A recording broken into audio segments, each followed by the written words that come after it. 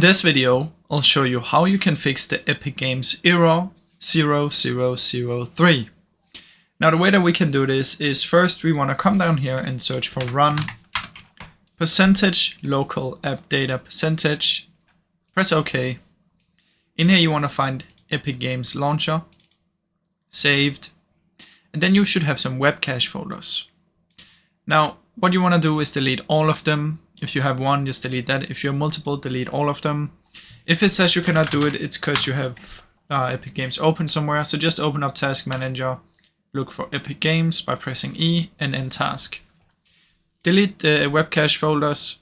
After that, find your Epic Games launcher, right click, Properties, Compatibility, and activate these two. Now once you've activated these two, it should hopefully work. That's the usual fix for this one. And if it still doesn't work, another thing you can do is simply uninstall and reinstall it.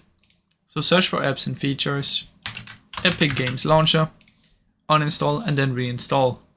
But usually the compatibility or deleting the web cache will fix the issue. Thank you so much for watching.